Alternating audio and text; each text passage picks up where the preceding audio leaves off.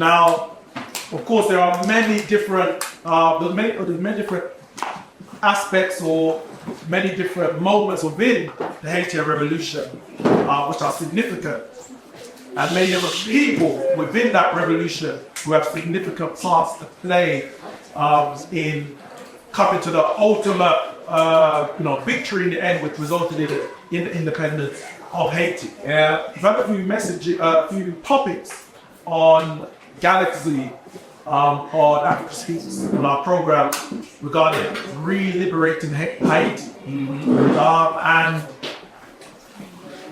the reason for that is because despite Haiti being the front runner towards the independence and liberation of a number of the Caribbean nations, Haiti is in a position where it's still under, like a lot of other Caribbean nations, without a shadow of a doubt, but probably more so than any other, still under the constant attack of the European forces. Now, one of the main and probably the leading person when it comes to the revolution of Haiti was Jean-Jacques Dessalines, who was ultimately the final general in the liberation of Haiti.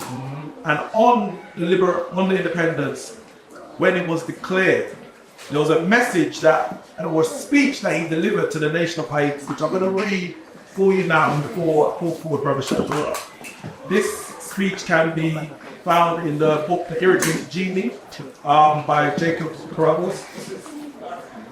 Jenny Shevchenko. Irritated Genie, an essay on the Haitian Revolution. And it's entitled Proclamation for a Solemn Abjuration of the French Nation. Liberty or death. The General-in-Chief to the people of Haiti. No.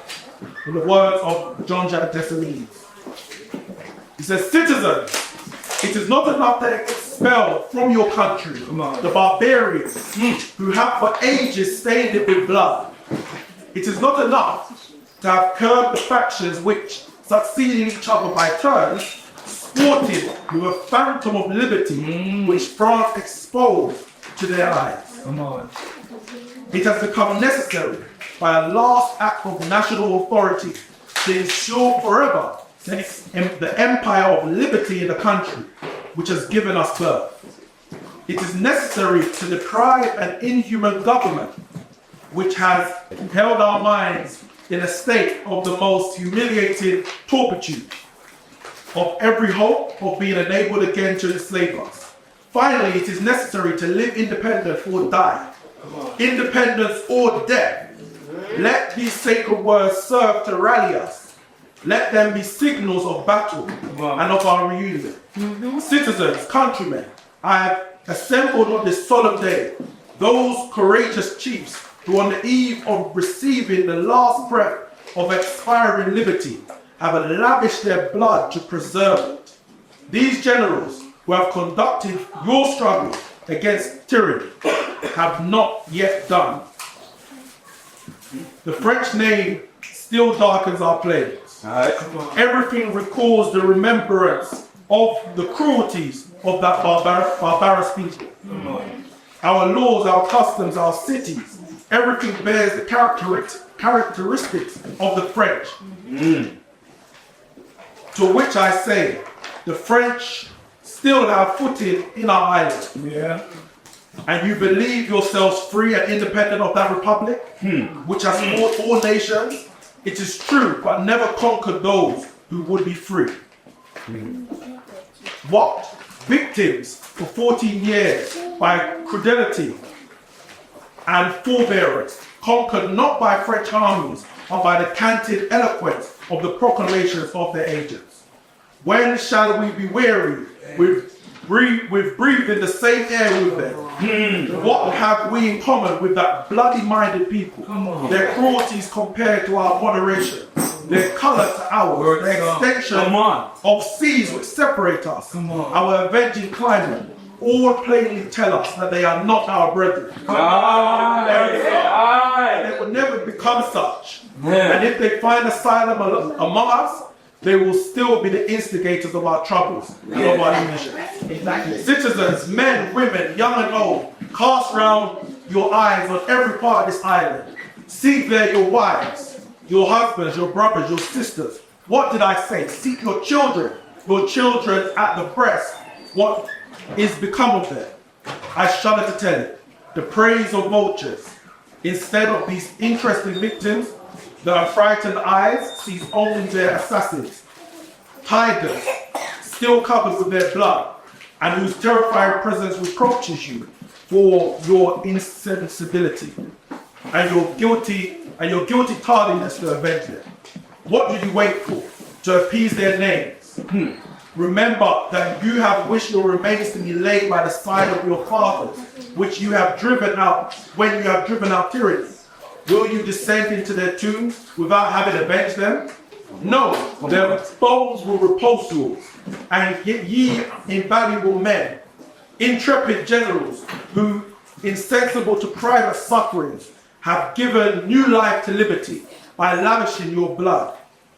Know that you have done nothing if you do not give to the nations a terrible, though just example of the vengeance that ought to be exercised by a proud people of having recovered its liberty and zealous of maintaining. Let us intimidate those who might dare to attempt depriving us of it again. Let us begin with the French. Let them shudder at approaching our shores, if not on account of the cruelties they have committed, at least as the terrible resolution we are going to make, to devote to death whatever native of French should soil with his sacrilegious footsteps, that this territory of liberty. Now worry, brothers and sisters. Without further ado, we'll call forward our brother Shakara for our good news on this of the white man's God, Haiti, and the vision of African liberation.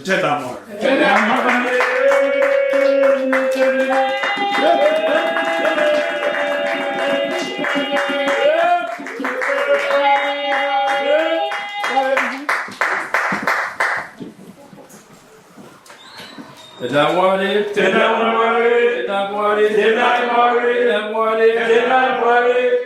We give thanks unto the Mother, Father, creative life force of the universe. We give praises unto our great ancestors, because our ancestors are worthy to be praised. Happy be to me. Happy before the African power and African liberation for all African people. Tenabwari,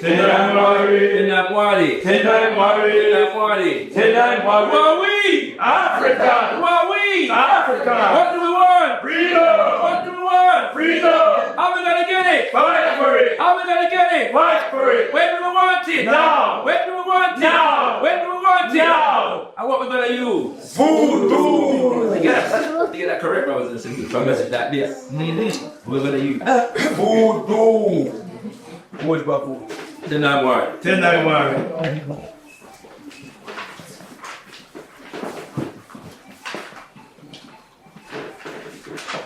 Good God, who created the earth, who created the sun that gives us light, the God who holds up the ocean, who makes the thunder roar, our God, who has ears to hear, you who are hidden in the clouds, who watches us from where you are, you see all that the whites have made us suffer. The white man's God asked him to commit crime, but the God within us wants to do good. Our God, who is so good and so just, he, she, orders us to revenge our wrongs. It is he, she, who will direct our arms and bring us the victory. It is he, she, who will assist us. Throw away the image of the white man's God. Throw away the image of the white man's God. Throw away the image of the God of the background. Truly. Throw away the image of the white man's who is so cruel and pitiless. And listen to the voice of liberty that speaks in all our hearts. Such is the wisdom of our great ancestor, initiator of the Haiti revolution. Bookman Ducky, say hail to the power of the word. Hail to the power of the word. Power of the word. Hail to the power of the word. Hail to the power of the word. Hail to the power of the word.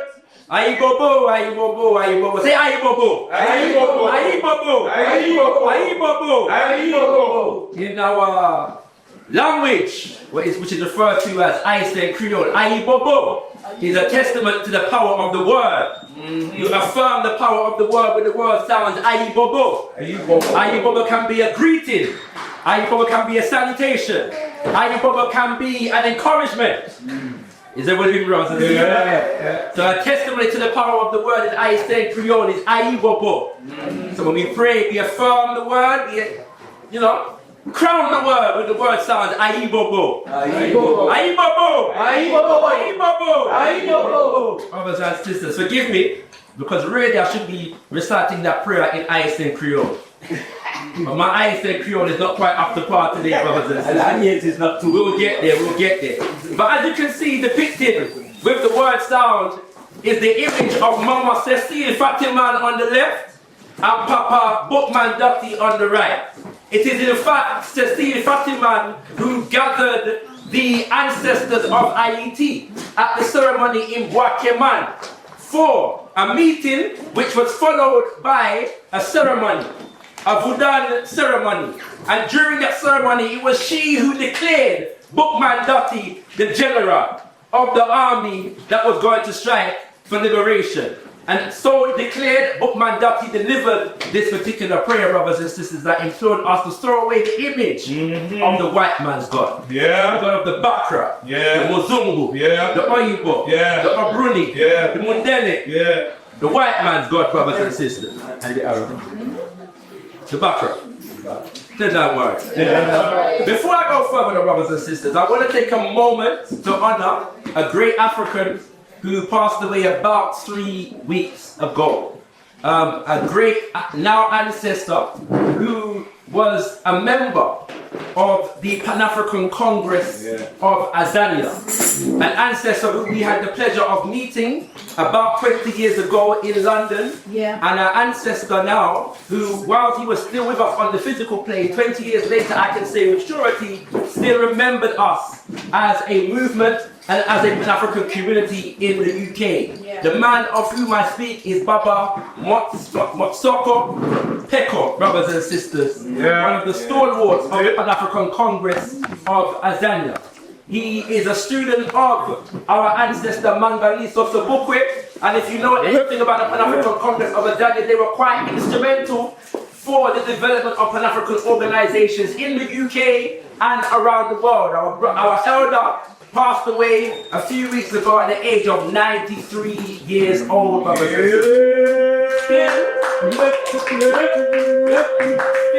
fighting the fight. So I thought that it would be appropriate, to spend a couple minutes in the message just giving him tribute. Is that what with me? That makes sense? So bear with me, we're going to give our ancestor a tribute right now. Just hear his words, hear his words. Say that word. Land is fundamental to genuine liberation. The attack on Zimbabwe is an attack on Africa.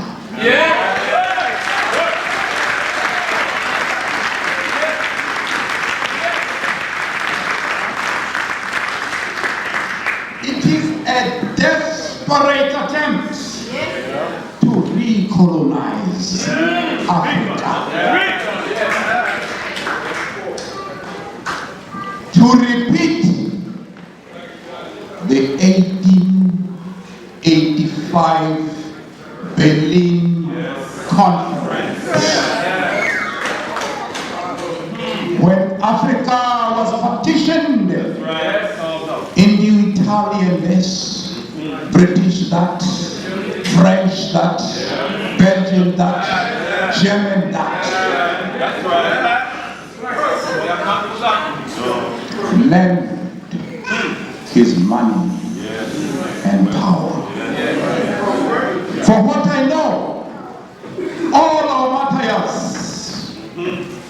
who died in the liberation struggle in Zimbabwe, in Tanzania, everywhere else. They died for them. That's right. That's right.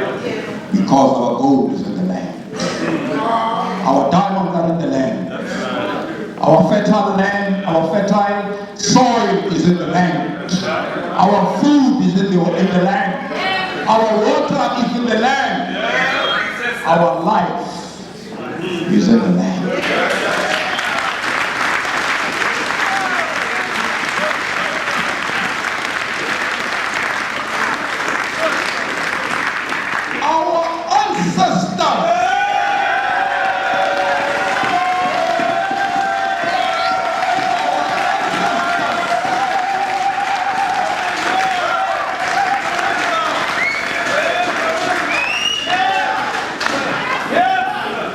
Went to war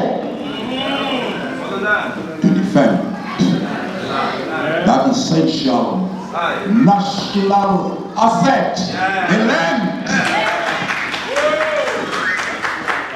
We have had kings who fought in numerous wars of national resistance. They were not fighting for employment. They were not fighting to attract foreign investors. They were fighting for that which God gave to them.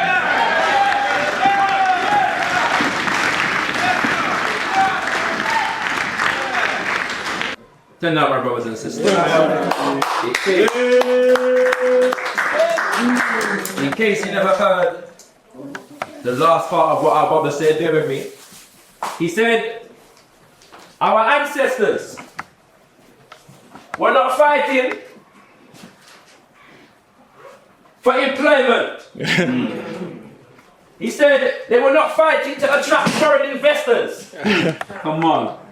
They were fighting for what the Creator gave us. Come on. Which was the land. Are you hearing me, brothers and sisters? I encourage you when you go home today, just type in PECO, P-H-E-K-O, and listen to our brother. Remember, he joined the movement in the 1950s. And I say he died a few weeks ago, still fighting the fight, brothers. There is no group of people that I personally respect more on this plane of existence than warrior elders. Elders who joined the group young and stay fighting until their twilight year, brothers and sisters. And I've been walking with our elders, ancestors' spirits over the last few days. He was buried yesterday. And his funeral was televised as well, brothers and sisters. And so I would encourage you to watch that. But we ain't got time to go into the thing today. I can say that a couple months ago I was trying to get an interview with our brother and reached out to him. And one of his daughters got back to me to tell me that he was actually in hospitals, but he was improving. And a few weeks later, he passed away. But I will be speaking to them again, and we will be doing a tribute to him and Mangaliso Sabukwe, because it is the centenary of his birth also in this year, which is why I'll try to reach out to Bowen Peko. So stay tuned to gotkushTV, because we're going to be a tribute to him. But for now, can we just hail our brother, please?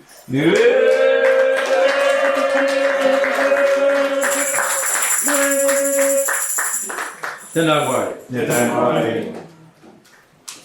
Having said all of that, brothers and sisters, we have to bear in mind and be clear about the fact that when we speak about Haiti, we are also dealing with the land question that Baba Peko was dealing with. And so we also want to dedicate the message to our people in Haiti, who are and have been continuing the fight, brothers and sisters. And as Brother Lena said earlier, they have been paying a heavy price for the stance in achieving self-determination that succeeded in the year 1804. And ever since then, they have been hounded, attacked, maligned, demonized, and brutalized not just for liberating themselves, but in the liberation of Haiti. Our people in Haiti made Haiti a symbol and a sanctuary for us all around the world. Yeah. Come on. And the enemy understood what that meant, brothers and sisters. Yes, they did. Yes, they did. Because as Brother Anika read the words of Jean-Jacques Dessalines, and I won't go over all of it again, but Jean-Jacques Dessalines was clear that the winning of independence was not the end of the thing, but the beginning of the thing. That's why he said it is not enough. Come on. For us to have expelled the barbarians who have bloodied our land for 2 centuries. It's not done yet. No. We just start. Come on. Imagine, brothers and sisters, Dessalines, after a 13-year war that resulted in the declaration of the independence of Haiti, says to the war generals who fought the war, he says, "You precious men, intrepid generals who without concern for your own pain have revived liberty by shedding all your blood." No, listen. He's speaking to the war generals that are sacrificed. He said, "No, that you have done nothing. Come on. If you do not give the nations a terrible but just example of the vengeance that must be wrought by a people proud to have recovered its liberty and jealous to maintain it. Let us frighten all those who would dare try to take it from us again." And he said, "Let us begin with the French."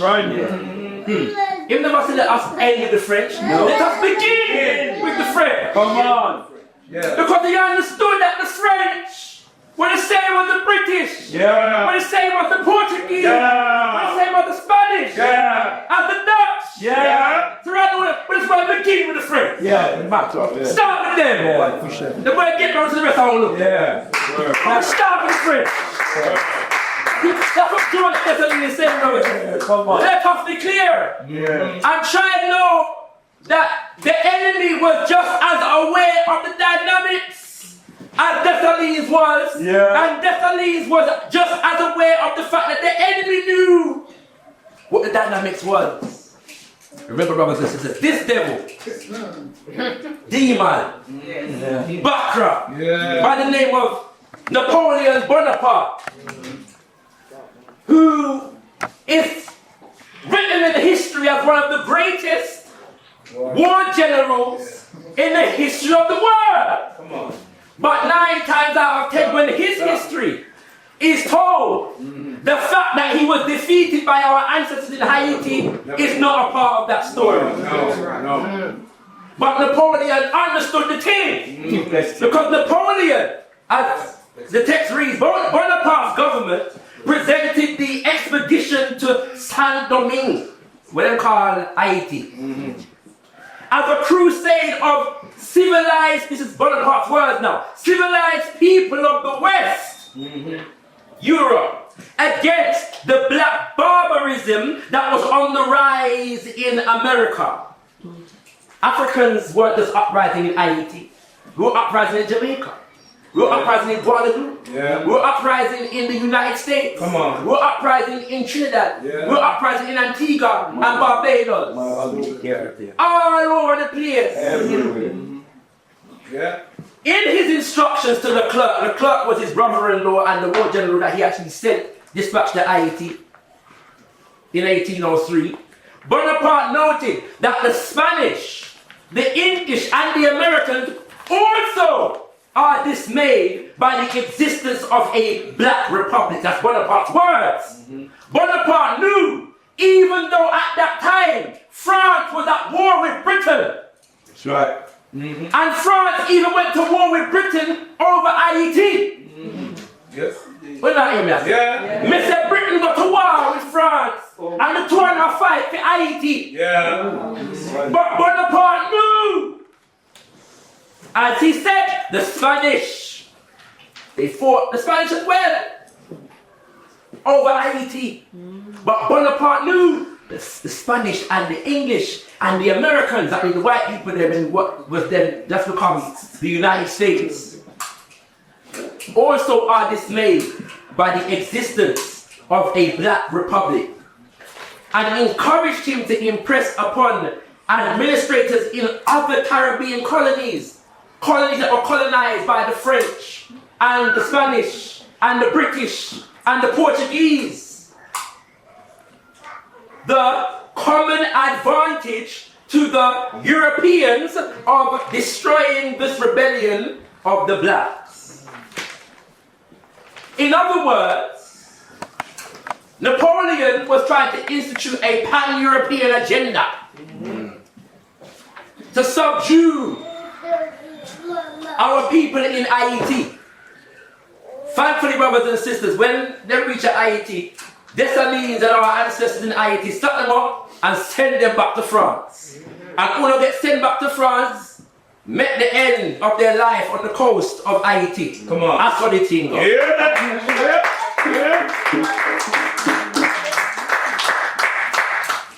Brothers and sisters, Papa George Dessalines, I'm learning more, was a master of propaganda and symbolism. And everything that I'm saying in this message today, bear in mind, is in the context of war. Literal. War. In another speech, Papa Dessalines says, crimes the most atrocious, such as were hitherto unheard. Oh, and by the way, Dessalines, they must speak French so good, yeah? So really and truly, you're speaking the Iceland Creole, but the Iceland Creole was translated into French by, the people that were documenting the history. So that's what you get. Then we're translating it into English. That's what you get hitherto what I think. That's why you never know what hitherto. I want to make that clear. But that's what the thing goes. Yeah? Okay. Crimes, the most atrocious, such as were hitherto unheard of, and would cause nature to shudder, have been perpetrated. The measure of their cruelty overflowed at length. The hour of vengeance has arrived, and the implacable enemies of the rights of man have suffered the punishment due to their crimes. My arm, raised above their heads, has too long delayed to strike. Come on. At that signal which the just God has urged, our hands, righteously armed, has brought the axe to bear upon the decrepit tree of slavery and prejudice. Note that symbolism. The decrepit tree of slavery and prejudice. In vain had time, and more especially the infernal politics of the Europeans, not just the French now, but the Europeans, defended it with triple brass. That's the tree of slavery and prejudice. The Europeans defended that tree with triple brass, he says. He says, you have stripped it of its armor and have placed it upon your heart, that you may become like your enemies, cruel and merciless. That really means uncompromising with the enemy. Like any overflowing and mighty torrent that bears down all opposition, your vengeful fury has swept away every obstacle to its impetuous course. Perish thus all tyrants over innocents, all oppressors of mankind. I want to just tap into this imagery here of the decrepit tree of slavery and prejudice. Why did Papa Dessalines evoke that particular imagery? Specifically because the island of Haiti was dominated by the French. And a couple of decades before, the French had engaged in a revolutionary process to move from being a monarchy to a republic, brothers and sisters. And one of the symbolism that they evoked to establish their republic was the tree of liberty. The tree of liberty, brothers and sisters, which is still a defining symbolism within the French Republic today. That tree did me too long. When I hear what I say? Yeah, I like the Republic. Yeah. Forgetting the part in France there. The tree of liberty has been a symbol of freedom since the French Revolution. As a tree of life It also symbolizes continuity, growth, strength, and power. In the 19th century, it became one of the symbols of the French Republic, along with the marine and the sower. Since 1999, it has been featured on French €1 and €2 coins. They're still evoking the symbolism of what they consider to be their freedom from their own monarchy, brothers and sisters. But Jean-Jacques Dessalines says, no, we're not a tree of liberty around here. Freedom tree is a tree of what? Slavery and prejudice. He is breaking down the symbolism of the Bakra. The idol that the Bakra has put before our eyes and reshaping it according to the experience of African people. To shatter the facade, the mirage, the imagery of the enemy that the enemy is continuing to use to bamboozle us. The word?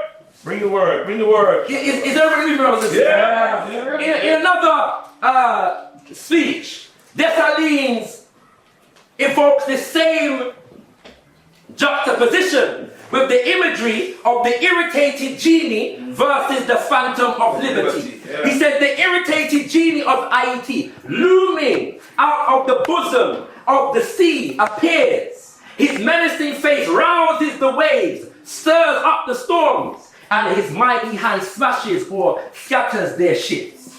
I am likening the God, the voice of liberty that speaks in all our hearts, that Bookman Dottie evoked, with the inspiration behind the concept of the irritated genie.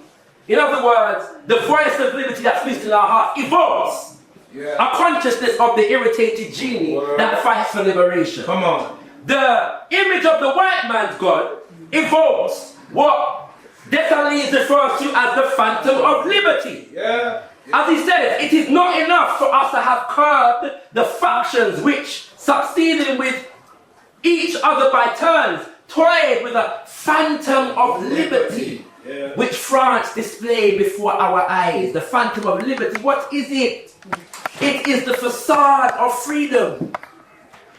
The facade of freedom that comes with French platitudes and French rhetoric, but is really continuation of slavery and oppression for us. It is a phantom. You can see it, but it doesn't really exist. If you got to touch it, you're not going to feel it, because it is a phantom, brothers and sisters.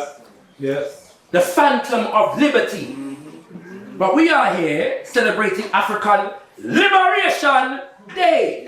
I remind myself every year what this word liberation actually means, brothers and sisters. What does it really mean in the Al-Qaeda development with the liberation? By liberation, we mean the acquisition of the power. Say power. Power. Power. Power. To be masters of our own destiny. This means to have control over every aspect of our lives with the capacity to define, defend, and develop ourselves, thus determining our own destiny. That's the spirit of the irritated genie.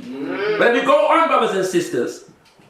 Thus, by liberation, we do not simply mean independence, democracy, equality, integration, assimilation, reform, anti-apartheid, anti-colonialism, anti-slavery, abolition, civil rights, human rights, equal opportunities, justice, positive discrimination, humanism, humanitarianism, universalism, racial harmony, brothers and sisters, multiracialism, multiculturalism, cultural diversity, progress, capitalism, socialism, and liberalism. We say these are all euphemisms, weak terms,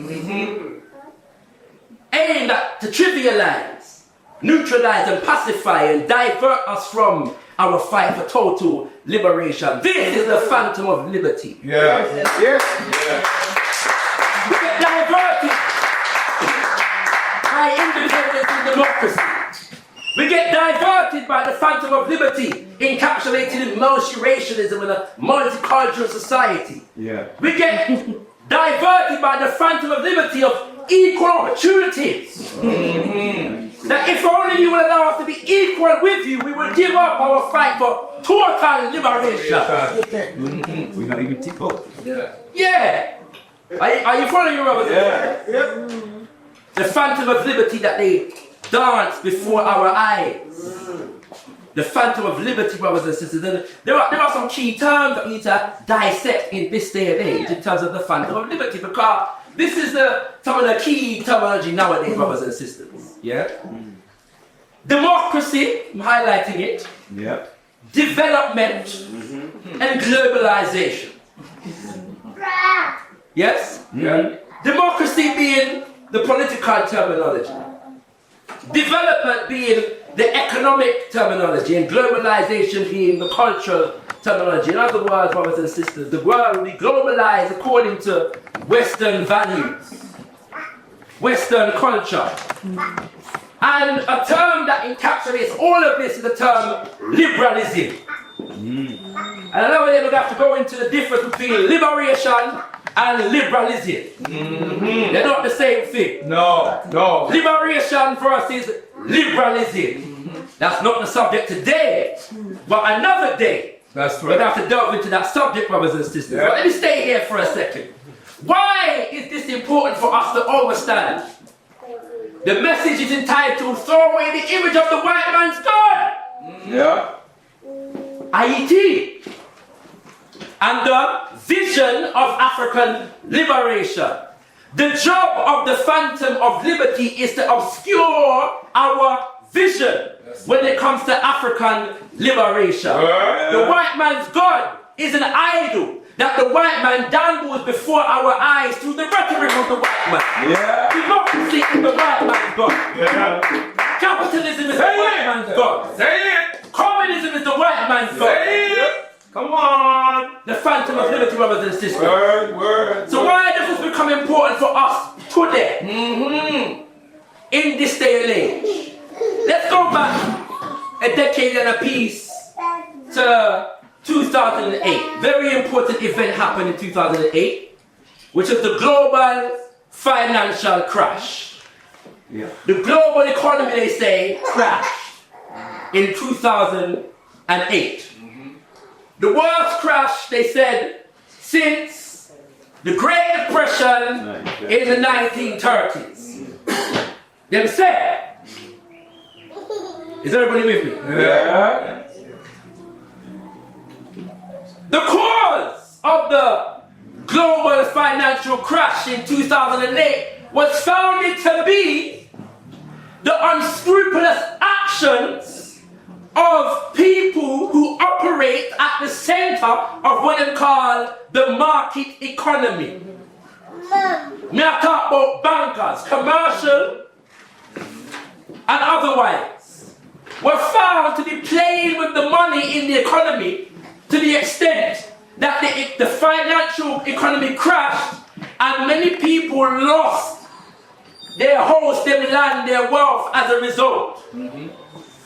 But even though these people were found to be culpable of literally crashing the economy, the people who run the banks and the insurance companies and the big corporations, not a single one of them got to prison. Yeah. Not one of them went to prison. Instead, the big governments of the world, because the economy of the world is dominated by Western Europe, the governments of Western Europe amass billions and trillions to do what? Bail them out. Yeah. Massive transfer of wealth to the guilty who are not punished for the crimes the world knew they committed. Yeah. Is everybody with me? Yeah. So this inspired now people around the world to look into the economy a little piece more. And remember Occupy Wall Street? Yeah. Occupy Wall Street was a response to this.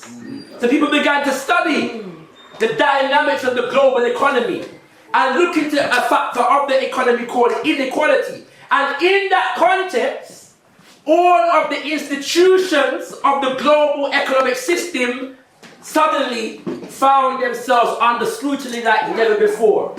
Whilst we as Pan-Africanists were continuing to talk about the IMF and the World Bank, suddenly we found ears ready to listen to it that weren't listening before. And so even more scrutiny was being levied at the IMF and the World Bank, particularly in relationship to its relationship to African people on the continent and in the Caribbean. And the extent to which the continued poverty and underdevelopment of majority African nations was a result of exploitative relationships that had been continuing between Western nations and transnational institutions and corporations that were dominated by the West. In the interest of the West, the IMF, the International Monetary Fund, the World Bank, the World Economic Forum, all of these institutions that had imposed policies on us in Ghana and in Congo and in Jamaica and in Haiti that had ensured the perpetuation of underdevelopment, brothers and sisters. Is everybody tuned in? Yeah. Are you with me? Yeah. So what did they do? They began to regroup, brothers and sisters, read narratives. And the narrative they gave us was Africa rising. Yeah. When after 2008 was scrutinizing them. Yes? The phantom of liberty of neoliberalism was being shouted all over the world. Now them giving Africa rising. This is the Economist magazine, which is responsible for coining the terminology Africa rising. 2011. A decade earlier, in 2000, the same magazine, The Economist, was saying that Africa was the hopeless continent. In 2011, it became Africa rising. What happened between 2000 and 2011 that facilitated the rise of Africa? We don't know. I know we don't know. Because it wasn't anything remotely based upon the agency of African people. Them give us some foolishness about so many of the fastest growing economies are on the African continent. And when you look behind the numbers, this economic growth is being facilitated by the increase of China operating in Africa. And in other instances, a boom in the prices of certain commodities. The prices of those commodities is governed by the global economy dominated by the West. Are you following me? Not in that narrative, but developed based upon the industry and agency of African people. Africa rising is the phantom of liberty, and unfortunately, many of us as Pan-Africanists bought into the foolishness. Africa rising.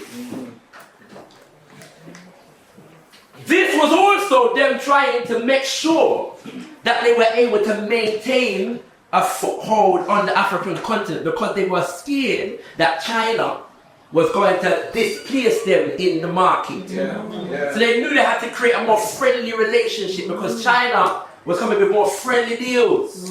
Deals that were considered to be more, amenable to African growth and so on and so forth, brothers and sisters.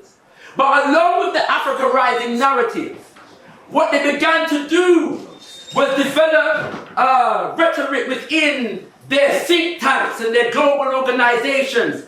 Now they had to create a new narrative to explain why is Africa still so poor. Remember now, they're under scrutiny.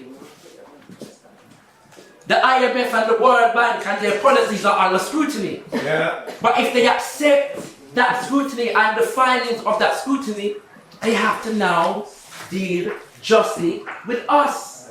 So instead of accepting accountability and culpability, they developed a new narrative within Africa Rising. And the new narrative told us that Africa was not still poor because of the IMF and the World Bank and the World Economic Forum and basically the continuation of neocolonialism. Africa remains poor because after independence, supposedly, all of our leaders adopted socialism. Socialism was a problem. Because Nkrumah said socialism, and Nyerere said socialism, and Keita said socialism, and Sekou Touré said socialism, and so some of the others said socialism. That was the reason why we remain poor. Today you're going to find economists and business people around, some of them African, that are telling you why 60 years supposedly of socialism has failed Africa. Is that what it means? Yeah. Yes, this is the fantasy. And now, if you can create an environment whereby socialism becomes the problem, the reason why we remain poor, the solution is easy to find. The solution is what? Capitalism. Yeah. The gift of the West that brings us democracy, development, and globalization. What did I hear about that? Yeah. Is that what you brothers and sisters? Yeah. The white man is very consistent. After The Economist came with Africa Rising, a number of other magazines and publications are book right, well, Africa Rising. Yes, they're very consistent with multiplying the frequency of their narrative around the world. And they dominate global politics and economics through the white man's propaganda. But God taught us to beware of brothers and sisters. You have to be mindful of this. The message near throw away the image of the white man's God, Haiti, and the vision of African liberation. I'm saying that Africa Rising narrative is a phantom of liberty designed to divert us from our fight for total liberation. I'm saying that liberalism and democracy and globalization and development is the white man's God. Yeah. He is the sole way. It is time.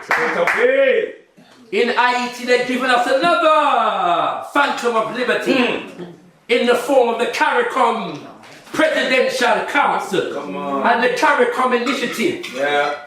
CARICOM 1 convinced we said when them organize with America at the table,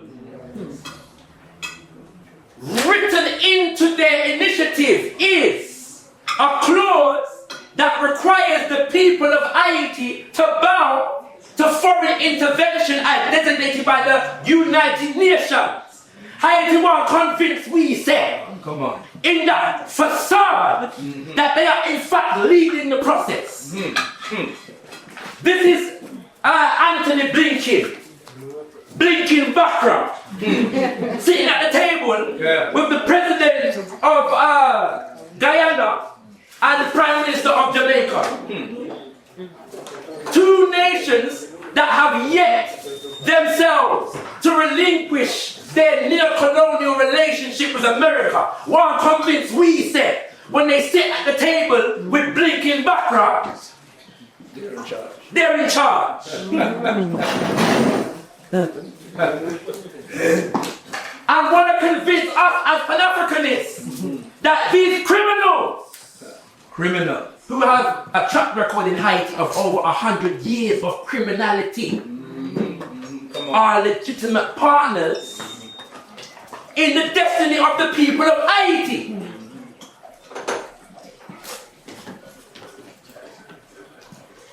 The phantom of liberty. This is supposed to produce now democracy and development for Haiti and bring Haiti into the global community. That's the talk. Immediately in advance the election. Brothers and sisters, at this godforsaken meeting, they had a representative of France in at the meeting. Representative of France spoke at the meeting, like, come all the way or Jamaica. But that's the least them that will begin with the French.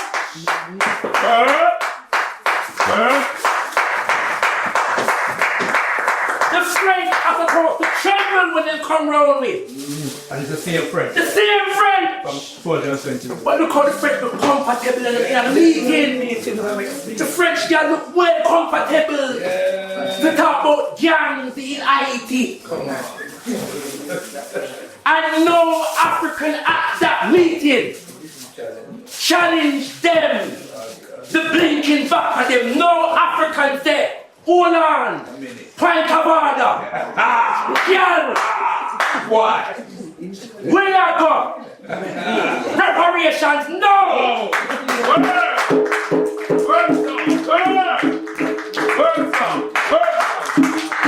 Not one! What is? And you expect me to believe that you cannot raise your voice to even say the word reparations in a meeting such as this? But you are in charge? Foolishness! We must stand with our people in Haiti. And you have a reparations man. And you have a reparations mandate. And the people of Haiti have called for reparations. Yeah. And you are convinced we said now is not the time. Foolishness. The phantom of liberty, brothers and sisters, is designed to obscure our vision about the real problem in Haiti. And go on this up. I honored Baba Peko earlier. Baba Peko was known enough. When the ANC government was being installed in 1994, and they were presenting another phantom of liberty, when they called the Rainbow Nation. Baba Peko said, hold on, look on the rainbow. He said it back up there. That's right. That's right.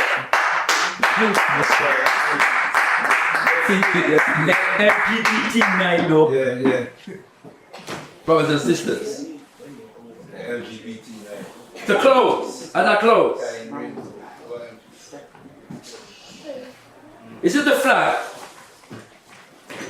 of the empire of Haiti under George Dessalines.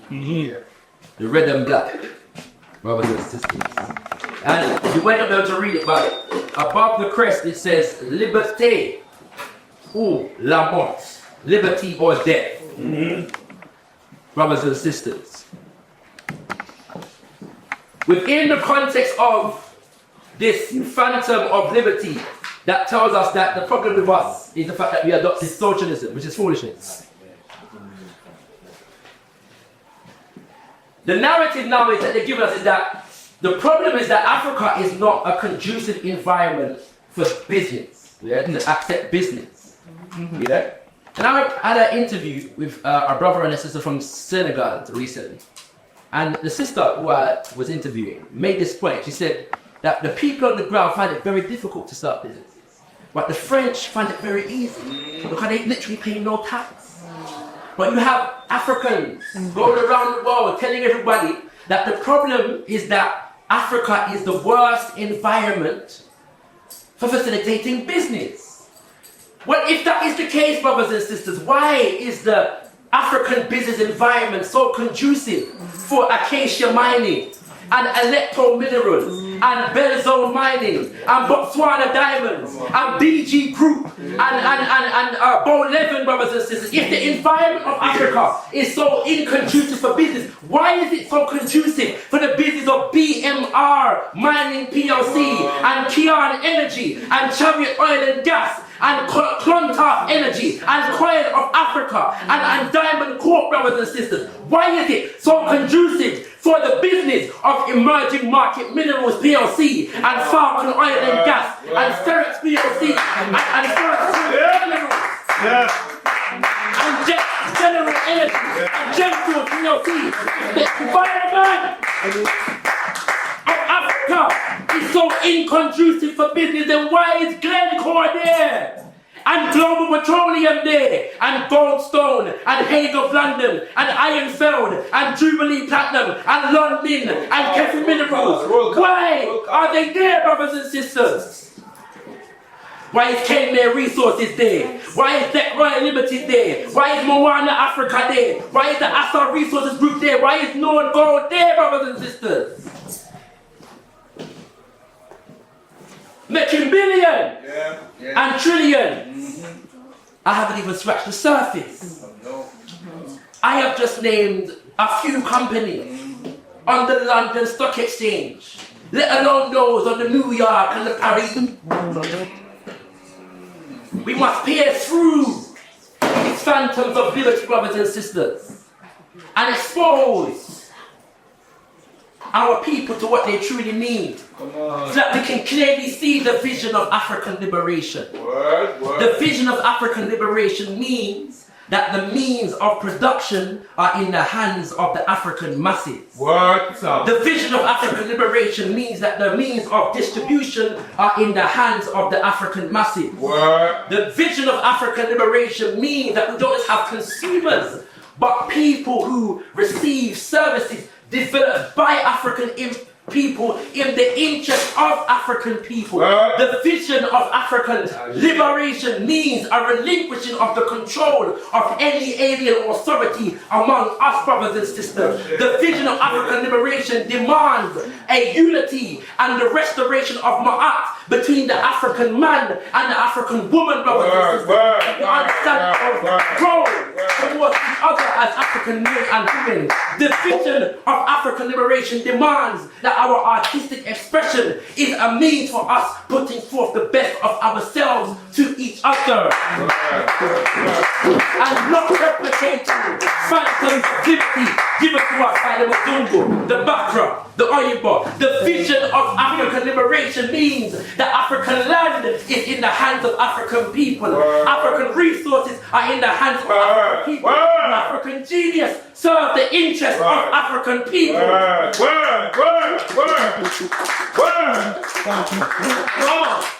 The vision of African liberation demands that as Jean-Jacques Dessalines and our warrior ancestors in the Haiti decreed that no white man shall step foot on our land with the name of master or proprietor.